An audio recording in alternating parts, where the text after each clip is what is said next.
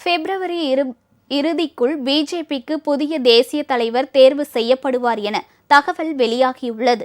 BJP தேசிய தலைவராக 2020 பிப்ரவரியில் மத்திய அமைச்சர் ஜே.பி. நட்டா பொறுப்பேற்றார். அக்கட்சி விதிகளின்படி தலைவர் பதவிக்காலம் 3 ஆண்டுகள் என்றாலும் நாடாளுமன்ற தேர்தலை கருதி நட்டாவிற்கு பதவி நீட்டிப்பு வழங்கப்பட்டது. இந்த தேர்தலில் பிஜேபி தலைமையிலான தேசிய ஜனநாயக கூட்டணி 3வது முறையாக வெற்றி பெற்று ஆட்சியை தக்கவைத்தது. கடந்த ஏப்ரலில் குஜராத்தில் இருந்து ராஜ்யசபாவுக்கு தேர்ந்தெடுக்கப்பட்ட நட்டா மத்தியில் மீண்டும் ஆட்சி அமைந்ததை அடுத்து சுகாதாரத்துறை அமைச்சராக பதவி வகிக்கிறார். இந்நிலையில் பிப்ரவரி இறுதிக்குள் பிஜேபிக்கு புதிய தேசிய தலைவர் தேர்வு செய்யப்படுவார் என அக்கட்சி வட்டாரங்கள் தெரிவித்தன. கட்சி விதிகளின்படி தேசிய தலைவரை தேர்ந்தெடுப்பதற்கான செயல்முறையை துவங்குவதற்கு முன் மாநில பிரிவுகளில் குறைந்தது பாதி பிரிவுகளில் அமைப்பு தேர்தல்கள் முடிக்கப்பட வேண்டும்.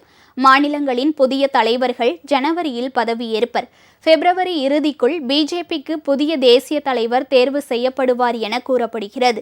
புதிய தலைவர் மத்திய அமைச்சராக இருக்கலாம் அல்லது கட்சியின் மூத்த தலைவராக இருக்கலாம். இது தொடர்பாக இன்னும் இறுதி முடிவு எடுக்கப்படவில்லை.